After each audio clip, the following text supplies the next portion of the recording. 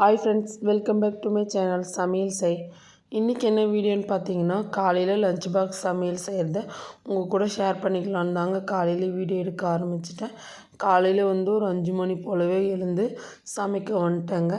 என்னென்ன சமையல்ட்டு இதுக்கப்புறம் பார்க்கலாங்க. காலையில் நான் ஃப்ரெஷ் ஆகிட்டு மேலே வந்துட்டேங்க. வந்ததுமே சாதம் வைக்கலான்னு சொல்லிட்டு அரிசிக்கு ஒலை நல்லா பிடிச்சி அடுப்பில் வச்சாச்சு. அடுத்தது சமைக்கிறதுக்கு தேவையான வெஜிடபிள்லாம் எடுத்து வச்சுக்கிறாங்க. காலையில் வந்ததும் இந்த போல் ஜன்னல் திறந்து விட்டு சூப்பராக ஜில்லுன்னு காற்று வருங்க. அதனால் ஜன்னலும் ஓப்பன் பண்ணி வச்சுட்டேன்.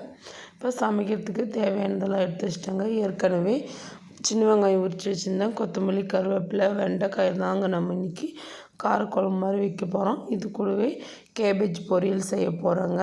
ரொம்பவே சிம்பிளான சமையல் தான். அதுவும் டேஸ்ட்டாக எப்படி செய்யலான்றதை பார்க்கலாம். இதுக்கப்புறமா சாதம் செய்கிறதுக்காக அரிசியும் எடுத்து வச்சுட்டாங்க. அரிசி நல்லா கழுவிட்டு ஊற வச்சுக்கலாம். அடுத்ததாக நம்ம வெஜிடபிளில் கட் பண்ணிக்கலாங்க. அதுக்காக இன்றைக்கி வெண்டைக்காவை நல்லா கழுவிட்டு குட்டி குட்டியாக கட் பண்ணிக்கிறேன்.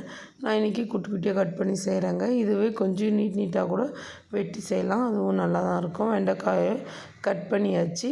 இதை அப்படியே செய்ய போகிறது இல்லைங்க. ஏன்னா வெண்டைக்காய் நமக்கு வலுவலுப்பு தன்மை இருக்கும். அதை நம்ம வறுத்துடணுங்க. வறுத்துட்டு குழம்பு செய்யும்போது உண்மையிலேயே டேஸ்ட் உண்மையிலேயே ரொம்ப நல்லாயிருக்கும். குழம்பு வலுவலுப்பாக இருக்காதுங்க.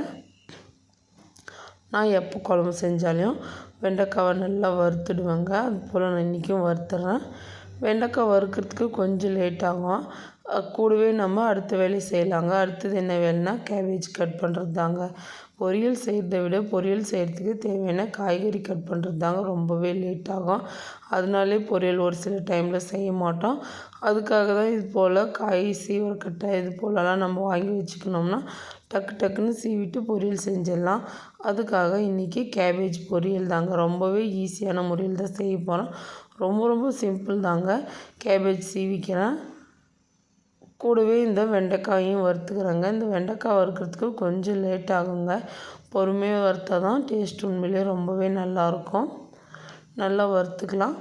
கூடவே பார்த்திங்கன்னா நம்ம அரிசி சாதம் வைக்கிறதுக்காக ஒலை பிடிச்சி வச்சுருந்தோம்ல, தண்ணி நல்லா கொதிச்சதுக்கப்புறமா நம்ம ஊற வச்சுருந்தா அரிசி சேர்த்துக்கலாங்க. எப்பயுமே சாதம் வடிக்கும் போது நான் உப்பு போட்டு தான் வடிப்பேன். அதனால் உப்பும் சேர்த்துக்கிறேன். தேவையான அளவுக்கு சேர்த்தா போதுங்க, அதிகமாக சேர்க்க வேண்டியதில்லை.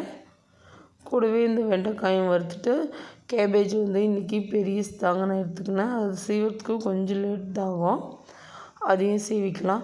இது போல் சீவி செஞ்சோம்னா காய் சீக்கிரமாக வெந்துடும். சாப்பிட்றதுக்கும் உண்மையிலே ரொம்ப ரொம்ப நல்லாயிருக்குங்க. இந்த பொரியல் ரொம்ப ரொம்ப ஈஸி தாங்க செய்யுது. ரொம்ப கஷ்டம் இல்லை, ரொம்ப ஈஸி தாங்க. வெண்டைக்காவும் வறுத்துட்டு கேபேஜையும் திருகிட்டாங்க. பாருங்கள், இந்த அளவுக்கு கேபேஜ் வந்துக்குது. நல்லா பூ போல் துருவி எடுத்தாச்சு. நீங்கள் கட் பண்ணுறதுக்கு இருந்தாலும் கட் பண்ணிக்கலாங்க. நான் இன்றைக்கி இந்த காய் சீவரக்கட்டையை வச்சு சீவிக்கிறேன். அடுத்ததாக நம்ம வெண்டைக்காய் இந்த அளவுக்கு வறுக்கணுங்க. பாருங்கள், வெண்டைக்காய் ஒன்றோடு ஒன்று ஒட்டாமல் இது போல் நல்லா வறுத்துக்கணும். அப்போ தான் குழம்பு ரொம்பவே ஈஸியாக செய்கிறதுக்கு. இப்போ வெண்டைக்காய் வறுத்து அந்த கடாயை நல்லா கழுவி எடுத்துகிட்டு வந்துட்டாங்க. இப்போ இதில் தான் நம்ம குழம்பு செய்ய போகிறோம். அதுக்கு 4 டேபிள் ஸ்பூன் அளவுக்கு எண்ணெய் சேர்த்துக்கிறாங்க. எண்ணெய் சூடானதுக்கப்புறமா 1/2 டேபிள் ஸ்பூன் கடுகு சேர்த்துக்கிறேன். கடுகு நல்லாவே பொரியணுங்க. இந்த மாதிரி புளிக்குழம்பு செய்யும் போதெல்லாம் கொஞ்சம் கூட 1 டேபிள் ஸ்பூன் எண்ணெய் அதிகமாக சேர்த்து செஞ்சால் உண்மையிலே டேஸ்ட் ரொம்ப நல்லாயிருக்கும். பார்க்குறதுக்கும் ரொம்ப ரொம்ப நல்லாயிருக்குங்க. அதுக்கப்புறமா சின்ன வெங்காயம் சேர்த்துக்கிறேங்க. நீங்கள் முழுசாக சேர்த்தாலும் நல்லாயிருக்கும். நான் 2 கட் பண்ணி தாங்க சேர்த்துக்கிறேன். ஏன்னு பார்த்தீங்கன்னா, எங்கள் பசங்க சின்ன வெங்காயம் சாப்பிட மாட்டாங்க, எடுத்து தூரம் வச்சுருவாங்க. எனக்கெல்லாம் சின்ன வெங்காயம் சாப்பிட பிடிக்கும். அதனால கட் பண்ணி சேர்த்துட்டோன்னா அது வதங்கிடும். கூடவே முழுசாக கட் பண்ணி வச்சுக்கிற பூண்டு பழம் சேர்த்துக்கிறேங்க. ஒரு 10 பீஸ் அளவுக்கு சேர்த்தா போதும். ஏன்னா நம்ம இது கூடவே இஞ்சி பூண்டும் சேர்க்க போகிறோம். பூண்டு ஒரு ஃப்ளேவருக்காக தான் நம்ம சேர்த்துக்கிறோம். உண்மையிலேயே இந்த குழம்பு ரொம்பவே டேஸ்டியாக இருக்குங்க. அடுத்ததாக 1/2 டேபிள் ஸ்பூன் அளவுக்கு இஞ்சி பூண்டு பேஸ்ட் சேர்த்துக்கிறேங்க. இஞ்சி பூண்டு நல்லாவே வதங்கணுங்க.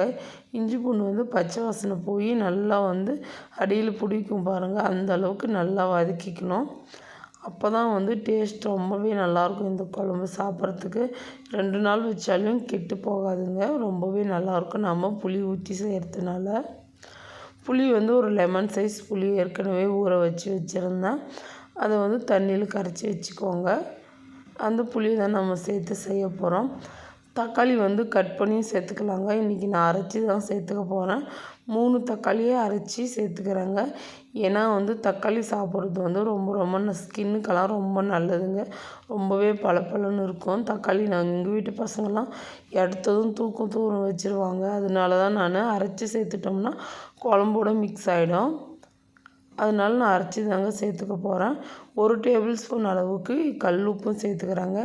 இப்போ வந்து தக்காளி நல்லா வதங்கணுங்க. தொக்கு மாதிரி நல்லா வதங்கி வரணும். தக்காளி வதங்கி நல்லா எண்ணெய் பிரிஞ்சு வரணுங்க. அந்த அளவுக்கு நல்லா வதக்கிக்கலாம். இது போல் அரைச்சி செய்யும்போது குழம்பும் கொஞ்சம் திக்காக இருக்குங்க. பாருங்கள், தக்காளி நல்லா வதங்கி எண்ணெய் பிரிஞ்சு வந்தாச்சு. அடுத்ததாக நாம் மிளகாய் தூள் சேர்த்துக்க போகிறோம். இதுக்கு 2 டேபிள் ஸ்பூன் நான் குழம்பு மிளகாய் தூள் சேர்த்துக்கிறேங்க. சேர்த்துட்டு நல்லா மிக்ஸ் பண்ணிக்கலாம். உண்மையிலேயே இந்த காரம் வந்து கரெக்டாக இருக்குங்க. குழந்தைங்க சாப்பிட்றதுனால கொஞ்சம் காரம் கம்மியாகவே செஞ்சுக்கலாம். நல்லா மிக்ஸ் பண்ணி மிளகாய் தூள் இருக்கிற எண்ணெயெல்லாம் பிரிஞ்சு வந்ததுக்கப்புறமா நம்ம வறுத்து வச்சுக்கிற வெண்டைக்காயை சேர்த்துக்கலாம். வெண்டைக்காய் இது போல் வறுத்து செய்கிறதுனால குழம்பு வந்து உண்மையிலேயே ரொம்பவே நல்லாயிருக்குங்க. கண்டிப்பாக நீங்களும் இந்த மாதிரி குழம்பு செஞ்சிங்கன்னா வறுத்துட்டு செஞ்சு பாருங்கள். வெண்டைக்காய் சேர்த்துட்டு கொஞ்சமாக தண்ணியும் சேர்த்துக்கிறாங்க. சேர்த்துட்டு நல்லா மிக்ஸ் பண்ணிக்கலாம். குழம்பு வந்து கொஞ்சம் வந்து திக்காக வைங்க. அப்போ தான் ரொம்ப நல்லாயிருக்கும். ரொம்ப தண்ணி மாதிரி வச்சிட்டிங்கன்னா அந்த அளவுக்கு டேஸ்ட் இருக்காது. கொஞ்சம் தொக்கு போல் நல்லா வதக்கி செஞ்சால் தான் டேஸ்ட் உண்மையிலேயே நல்லாயிருக்கும். அடுத்ததாக நம்ம கரைச்சி வச்சுக்கிற புளியை சேர்த்துக்கலாங்க. புளிப்பு எந்த அளவுக்கு தேவையோ அந்த அளவுக்கு சேர்த்துக்கோங்க.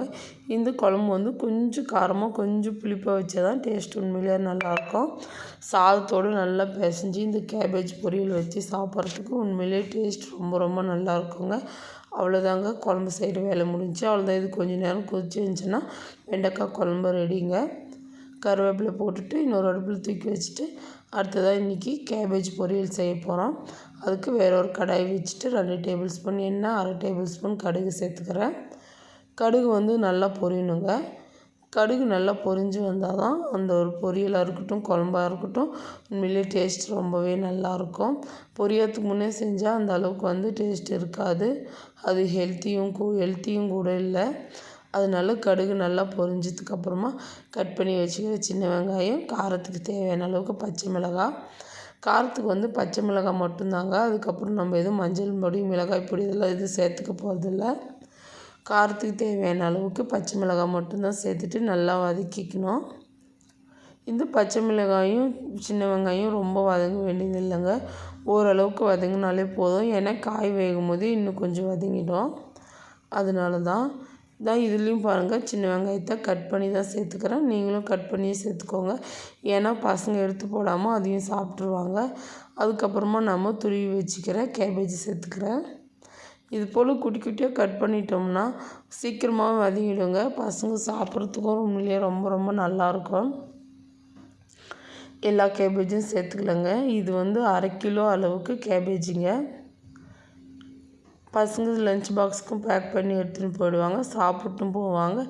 எங்களுக்கும் இது தான் பொரியல். அதனால நான் அதிகமாகவே செஞ்சுக்கிறேன். கேபேஜ் எல்லாம் சேர்த்துட்டு நல்லா மிக்ஸ் பண்ணிக்கலாம். மிக்ஸ் பண்ணிவிட்டு உப்பு சேர்த்துக்கலாங்க. கேபேஜ் பொரியலுக்கு தேவையான அளவுக்கு உப்பு சேர்த்தா போதும். நான் கல் உப்பு தான் சேர்த்துக்கிறேன். 1 டேபிள் ஸ்பூன் அளவுக்கு கல் உப்பு சேர்த்துட்டு கொஞ்சமாக தண்ணி சேர்த்துக்கலாங்க. ரொம்ப தண்ணி ஊற்றிடக்கூடாது. சும்மா லைட்டாக தண்ணி தெளித்தாலே போதும். ஏன்னா கேபேஜ் வந்து ஒரு தண்ணி காய்கறின்றதுனால இது வதங்கும் போதே கொஞ்சம் தண்ணி வரும். அந்த தண்ணியிலே சூப்பராக கேபேஜ் வெந்துருங்க. அதனால் கொஞ்சமாக தண்ணி தெளித்தா போதும். தண்ணி தெளிச்சுட்டு மூடி வச்சுக்கலாம். அவ்வளோதான் இது வேலையும். நல்லா வதங்கினதுக்கப்புறமா தேங்காய் துருவி போட்டு இறக்குனா சூப்பரான கேபேஜ் பொரியல் ரெடி ஆகிடும். அடுத்ததாக மாங்காய் இருந்துச்சுங்க நம்ம வீட்டில். பெரிய மாங்காவாக இருந்துச்சு. சரி, அதை வந்து கொஞ்சம் தொக்கு மாதிரி ஊறுகாய் மாதிரி செஞ்சுக்கலாம் அப்படின்றதுக்கு தான் கட் பண்ணின்னு இருக்கிறேன். உண்மையிலே இது வந்து சாப்பிட்றதுக்கு ரொம்பவே நல்லாயிருக்குங்க. மாங்காய் வந்து ரொம்ப வேகக்கூடாதுங்க. ரொம்ப கரைஞ்சிடக்கூடாது. நறுக்குன்னு சாப்பிடும்போது மாங்காய் இருக்கணும். கூடவே இது கூட மசாலாவெல்லாம் போட்டு சேர்த்துனாலும் உண்மையிலேயே டேஸ்ட் ரொம்ப நல்லாயிருக்குங்க. மாங்காவை கட் பண்ணி வச்சுட்டேன். இதுக்கப்புறமா தாளிக்கணும் அதை. அது ஒரு பக்கம் இருக்கட்டும். கேபேஜ் பொரியல் என்னாச்சுன்ட்டு பார்க்கலாம் வாங்க. கேபேஜ் பாருங்கள் ரொம்பவே வெந்துருச்சு. ஒரு 7லேருந்து 8 நிமிஷம் வேக வச்சா போதும், சூப்பராக வெந்துடும். கலர்லாம் எதுவும் மாறக்கூடாதுங்க. இது போல் ஒயிட் கலர் இருந்தால் தான் இந்த கேபேஜ் பொரியல் வந்து ரொம்பவே நல்லாயிருக்கும். காய் வெந்துருச்சுங்க, சூப்பராகவே வெந்துருச்சு. நல்லா மிக்ஸ் பண்ணிக்கணுங்க. மிக்ஸ் பண்ணிவிட்டு நம்ம துருவி வச்சுக்கிற தேங்காவை சேர்த்துக்கலாம். தேங்காவை வந்து துருவி சேர்த்தாலும் சரி, நான் இன்றைக்கி பல்லாக கட் பண்ணி மிக்ஸி ஜாரில் போட்டு ஒரு ஓட்டி இதை சேர்த்துக்கிறேங்க. இதுவும் தேங்காய் துருவின மாதிரி நல்லா உதிரியாக வருங்க. தண்ணி சேர்க்காமல் அரைச்சிக்கோங்க. அப்போ தான் வந்து தேங்காய் வந்து துருவின மாதிரி இருக்கும். இல்லைன்னா தேங்காய் குழம்புக்கு சேர்க்குற மாதிரி மசாலாவாக வந்துடும். நல்லா மிக்ஸ் பண்ணிக்கலாம். கேபேஜை போட்டுட்டு மிக்ஸ் பண்ணி ஒரு 2 நிமிஷம் வச்சா போதுங்க. சூப்பரான கேபேஜ் பொரியல் வந்து ரெடி ஆகிடும். உண்மையிலேயே இந்த பொரியல் வந்து இந்த காரக்குழம்புக்கு வச்சு சாப்பிட்றதுக்கும் ரொம்பவே நல்லாயிருக்குங்க. இது வந்து மைல்டாக இருக்கும். குழம்பு வந்து கொஞ்சம் புளிப்பாக கொஞ்சம் காரமாக இருக்கிறதுனால இந்த பொரியல் வச்சு சாப்பிட்றதுக்கு உண்மையிலேயே ரொம்ப நல்லாயிருக்கும். கூடவே கருவேப்பிலையும் கொத்தமல்லியும் சேர்த்து நல்லா மிக்ஸ் பண்ணி எடுத்தால் கேபேஜ் பொரியல் ரெடி ஆகிடும். உண்மையிலேயே இந்த லஞ்ச் வீடியோ உங்களுக்கு பிடிச்சிருக்குன்னு நினைக்கிறேங்க. ரொம்பவே சிம்பிள் தாங்க. குழம்பு பார்த்திங்கன்னா சூப்பராக நல்லா எண்ணெய் பிரிஞ்சு சூப்பராக வந்துருச்சு. அடுத்ததாக என்ன வேலை, கொத்தமல்லி கருவேப்பிலை போட்டு இறக்குறது தாங்க. கொத்தமல்லியும் கருவேப்பிலையும் சேர்த்துக்கலாங்க. சேர்த்துட்டு இறக்கிட்டால் சூப்பரான வெண்டைக்காய் புளி குழம்பு ரெடி ஆகிடுங்க. இது வெண்டைக்காய், கத்திரிக்காய், இது போல் கொட்டைங்க கூட சேர்த்துக்கலாங்க. காராமணி, மொச்சப்பயிறு, இது போல் எதுனாலும் சேர்த்து செய்யலாம். உண்மையிலேயே ரொம்பவே டேஸ்டியாக இருக்கும். கண்டிப்பாக இதே போல் உங்கள் வீட்லேயும் ட்ரை பண்ணி பாருங்கள். ரொம்ப சிம்பிள் தாங்க இது செய்கிறது. பசங்களுக்கும் ரொம்பவே பிடிச்சிருந்துச்சி. அடுத்ததாக நம்ம மாங்காவை தாளிச்சிக்க போகிறோம். அது தாளிக்கிறதுக்காக ஒரு கடாயை வச்சுக்கிறேன். அதில் 2 டேபிள் ஸ்பூன் அளவுக்கு எண்ணெய் சேர்த்துக்கிறேங்க. எண்ணெய் வந்து சூடாகட்டும். இப்போ நம்ம கட் பண்ணி வச்சுக்கிற மாங்காவை ஒரு பவுலில் எடுத்துக்கிறேங்க. இதில் 1 டேபிள் ஸ்பூன் அளவுக்கு உப்பு சேர்த்துக்கிறேன். இதுக்கு கல் உப்பு சேர்க்கக்கூடாதுங்க, சால்ட்டு தான் சேர்த்துக்கணும். அப்போ தான் மாங்காவோட ஒன்று சேர்ந்து நல்லா ஊறிட்டு சாப்பிட்றதுக்கு உண்மையிலேயே ரொம்ப நல்லாயிருக்கும். உப்பு சேர்த்தாச்சு. அடுத்ததாக காரத்துக்கு தேவையான அளவுக்கு மிளகாய் தூளுங்க 1 டேபிள் ஸ்பூன் அளவுக்கு சேர்த்துக்கிறேங்க. இன்னும் கொஞ்சம் காரம் சேர்த்தாலும் நல்லாயிருக்கும். ஆனால் இது பசங்க சாப்பிட்றதுன்றதுனால காரம் கொஞ்சம் கம்மியாகவே சேர்த்துக்கிறேன். உப்பு மிளகாய் பொடி சேர்த்துட்டு நல்லா மிக்ஸ் பண்ணிக்கலாம். இது போல் மாங்காவில் செஞ்சு சாப்பிட்டு பாருங்கள். உண்மையிலேயே ரொம்ப நல்லாயிருக்கும். மாங்காவை நல்லா இடித்து சாப்பிட்லாங்க. உப்பு மிளகாய் தூள், தனியா, காஞ்ச மிளகாய், அதுக்கப்புறமா கருவேப்பிலை இதெல்லாம் போட்டு நல்லா இடிச்சிட்டு மாங்காவையும் போட்டு நல்லா இடித்து சாப்பிட்டா இன்னுமே டேஸ்ட் உண்மையிலேயே ரொம்ப நல்லாயிருக்கும். நான் இன்றைக்கி சிம்பிளாக இடிக்காமல் உப்பு மிளகாய் தூள் கட் பண்ணி வச்சுக்கிறேன் மாங்காய். இது கூடவே சிம்பிளாக தாளிச்சிக்க போகிறேங்க. இதுவும் டேஸ்ட் உண்மையிலேயே ரொம்ப நல்லா தாங்க இருக்கும். சின்ன வயசுலலாம் அதிகமாக நாங்கள் மாங்காய் இடித்து தாங்க சாப்பிடுவோம். அதுவும் கூழ் கூடலாம் வச்சு சாப்பிட்றதுக்கு உண்மையிலேயே அல்டிமேட்டாக இருக்கும். வேறு லெவல் டேஸ்ட்டாக இருக்கும். கண்டிப்பாக இன்னொரு நாளைக்கு இடிச்சும் காட்டுறாங்க. எண்ணெய் சூடானதுக்கப்புறமா 1/2 டேபிள் ஸ்பூன் அளவுக்கு கடுகு, கடலைப்பருப்பு, உளுத்தம் பருப்பும் சேர்த்துக்கிறாங்க. இதுக்கு வந்து கடுகு கொஞ்சம் கூட சேர்த்துக்கினா நல்லாயிருக்குங்க. கடுகு சேர்த்ததுக்கப்புறமா கடுகு வந்து நல்லா பொரியணுங்க. கடுகு பொரிஞ்சு வந்தால் தான் நல்லா வாசனையாக இருக்கும். கடுகு பொரிஞ்சதுக்கப்புறமா 3 காஞ்ச மிளகாய், இது கூடவே கருவேப்பிலையும் சேர்த்துக்கிறாங்க. நல்லா ஃப்ரெஷ்ஷான கருவேப்பிலை இதெல்லாம் சேர்த்துட்டு நல்லா பொரிஞ்சதுக்கப்புறமா இதை தூக்கி மாங்காயில் சேர்த்து நல்லா மிக்ஸ் பண்ணி எடுத்தால் சூப்பரான மாங்காய் வந்து ரெடி ஆகிடுங்க. உண்மையிலேயே இந்த தாளித்த கருவேப்பிலை, காஞ்ச மிளகாய், கடுகோடு சாப்பிட்றதுக்கு உண்மையிலேயே டேஸ்ட் வந்து ரொம்ப நல்லாயிருக்கும். இப்போ தாளித்த பொருளெல்லாம் இந்த மாங்காயில் சேர்த்து நல்லா மிக்ஸ் பண்ணிடலாங்க. மிக்ஸ் பண்ணி எடுத்தோம் சூப்பரான மாங்காய் வந்து ரெடி ஆகிடும். தாளித்த மாங்காய் உண்மையிலே இது ரொம்பவே நல்லாயிருக்கும். நல்லா ஊறினதுக்கப்புறமா சாப்பிட்ணுங்க. ஒரு 1/2 மணி நேரம் ஊறினதுக்கப்புறமா சாப்பிட்டுக்கலாம். இந்த சிம்பிளான லஞ்ச் வந்து உங்களுக்கு பிடிச்சிருக்குன்னு நினைக்கிறேங்க. பிடிச்சிருந்தா கண்டிப்பாக நீங்களும் உங்கள் வீட்டில் ட்ரை பண்ணி சாப்பிட்டு எப்படி இருந்துச்சின்ட்டு கமெண்ட் பண்ணுங்கள். பாருங்கள் சூப்பராக தாளித்த மாங்காய் ரெடி ஆகிடுச்சு. இன்றைக்கி நம்ம என்னென்ன சமையல் சமைச்சோம் அப்படின்றதையும் பார்த்துடலாம் வாங்க. நல்லா சுட சாதங்க. சாதம் நல்லா உதிரியாக வடிச்சிட்டேன். இது கூடவே கேபேஜ் பொரியலுங்க. ரொம்பவே சிம்பிளான பொரியல் தான், சாப்பிட்றதுக்கு உண்மையிலேயே டேஸ்ட்டாக இருக்கும். கேபேஜ் பொரியலுங்க. இதுக்கப்புறமா புளிக்குழம்புங்க. வெண்டைக்காய் போட்டு புளிக்குழம்பு, காரக்குழம்பு எப்படினாலும் சொல்லலாம். ரொம்பவே டேஸ்ட்டாக இருக்கும். சாதத்தோடு போட்டு நல்லா பிசைஞ்சு சாப்பிட்றதுக்கு ரொம்பவே நல்லாயிருக்கும்.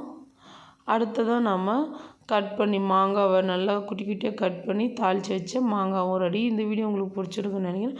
பிடிச்சிருந்தா மறக்காமல் சேனலை சப்ஸ்கிரைப் பண்ணி